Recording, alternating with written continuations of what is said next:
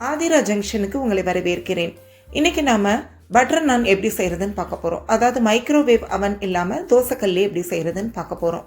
இது வரைக்கும் நம்ம சேனலை சப்ஸ்கிரைப் பண்ணாதவங்க சப்ஸ்கிரைப் பண்ணிட்டு அப்படியே பெல் ஐக்கானை பிரஸ் பண்ணிடுங்க. இந்த பட்டர் நான் செய்யறதுக்கு 1/2 கப் அளவுக்கு தயிர், 1/2 கப் அளவுக்கு தண்ணி, 1/4 கப் அளவுக்கு மிதமான சூட்டில் இருக்க பால், 2 ஸ்பூன் சீனி போட்டு நல்லா கலந்து விட்டுக்கோங்க.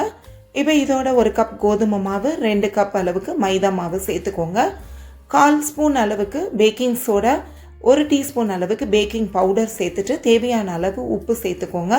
சேர்த்துட்டு இதை ஸ்பேச்சுலா இல்லை கரண்டி ஏதாவது வச்சு ஓரளவு அந்த தண்ணியும் அந்த மாவும் நல்லா கலந்து வர அளவுக்கு கிண்டிக்கோங்க. அதுக்கப்புறம் நீங்கள் கையை வச்சு பிணைஞ்சிக்கலாம். அதுக்கப்புறம் உங்களோட கிச்சன் ஸ்லாப்பில் போட்டு கூட நீங்கள் இந்த மாதிரி நல்லா அழுத்தி ஒரு மினிமம் 10லேருந்து 15 நிமிஷம் நல்லா பிணைஞ்சி விட்டுக்கோங்க. அப்போ தான் மாவு நல்லா சாஃப்டாக வரும்.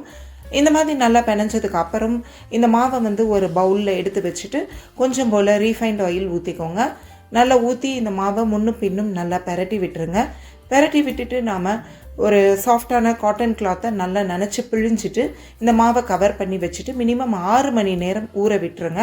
இப்போ 6 மணி நேரம் கழித்து நீங்கள் இந்த மாதிரி திறக்கும் போது உங்களுக்கு மாவு நல்லா சாஃப்டாகவே வந்திருக்கும். நம்ம ஈஸ்ட்டு சேர்க்கலைனாலும் 6 மணி நேரம் ஊற விட்டுருக்கனாலும் உங்களுக்கு நல்ல சாஃப்ட்னஸ் இருக்கும்.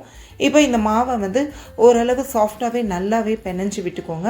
பிணைஞ்சி விட்டுட்டு நீல வாக்கில் இப்படியே உருட்டி விட்டுட்டு ஒன்று போல் கொஞ்சம் கொஞ்சமாக மாவு உருண்டைகளை மீடியம் சைஸை நம்ம நான் தேய்க்கிற அளவுக்கு உருட்டி எடுத்துக்கோங்க. எனக்கு 8 உருண்டைகள் கிடச்சிருக்கு. இப்போ ஒரு உருண்டையை எடுத்து வச்சு அது மேலே கொஞ்சம் மைதா மாவு இல்லை கோதுமை மாவை தூவி விட்டு நல்லா ஒன்று போல் திக்னஸில் தேய்ச்சி விட்டுக்கோங்க. ஏன்னா நடுவில் மட்டும் ரொம்ப தின்னாக தேய்ச்சிட்டிங்கன்னா நம்ம சுட்டு எடுக்கும் போது முருகல் ஆகிடும். ஸோ ஒன்று போல் திக்னஸில் தேய்ச்சி விட்டுட்டு இப்போ அது மேலே கொஞ்சம் போல் கருப்பு எள்ளை தூவிக்கோங்க. தூவிட்டு அதுக்கு மேலே கொஞ்சம் போல் கொத்தமல்லி தலைகளை தூவிக்கோங்க. தூவிட்டு நல்லா இப்போ நீல வாக்கில் இழுத்து விடுங்க.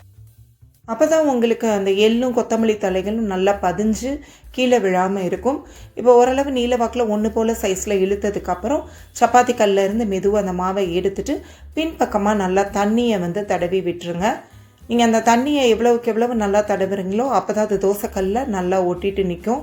இப்போ தண்ணி தடவின பக்கத்தை தோசைக்கல்ல நல்லா சூடான தோசைக்கல்ல வச்சுட்டு நீங்கள் நல்லா அதை தடவி விட்டுருங்க. இப்போ பாருங்கள் கொஞ்சம் நேரத்தில் பபிள்ஸாக வரும். அந்த டைமில் நீங்கள் தோசைக்கல்லை எடுத்து மீடியம் ஃப்ளேம் இல்லை சிம்மில் வச்சு உங்கள் தேவைக்கேற்ற மாதிரி நல்லா ஓரங்களை ஃபுல்லாக வாட்டி எடுங்க. இதில் காமிக்கிற மாதிரி முன்னும் பின்னும் அதே மாதிரி தலைகளை நீங்கள் பெரட்டியும் காமிக்கலாம்.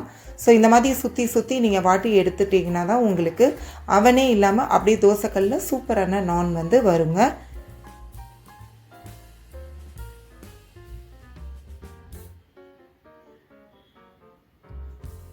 இப்போ பாருங்கள் நான் ஃபுல்லாக கம்ப்ளீட்டாக கவுத்தியும் காமிக்கிறேன். இந்த நான் தண்ணியில் நல்லா ஒட்டிகிட்டு இருக்கனால கீழே விழவே இல்லை. இப்போ நான் நல்லா பேக் ஆகிடுச்சு. இப்போ நீங்கள் அதை எடுத்துடலாம். எடுத்துகிட்டு பாருங்கள் பின்பக்கம் எந்த அளவுக்கு நல்லா உங்களுக்கு வெந்து வந்திருக்குன்னு. இப்போ அப்படியே எடுத்து உடனே சூட்டோட பட்டரை உடனே தடவிடுங்க. நல்லா குவாலிட்டியான பட்டராக வாங்கிக்கோங்க. ஃபுல்லாக நல்லா சூட்டோடு தடவிட்டிங்கன்னா பின்பக்கமும் கூட நீங்கள் நல்லா லேசாக தடவிக்கலாம். அப்போ தான் உங்களுக்கு நான் சாஃப்டாக இருக்கும். ஸோ இந்த மாதிரி நானை நீங்கள் வெறும் கோதுமை மாவுலையும் செய்யலாம். பாருங்க பிக்கும் போது நான் எவ்வளோ சாஃப்டாக பிஞ்சு வருது. அதே மாதிரி நீங்கள் ஒரு லேயரை கூட நீங்கள் பிச்சு எடுக்கலாம் இந்த வீடியோவில் காமிக்கிற மாதிரி.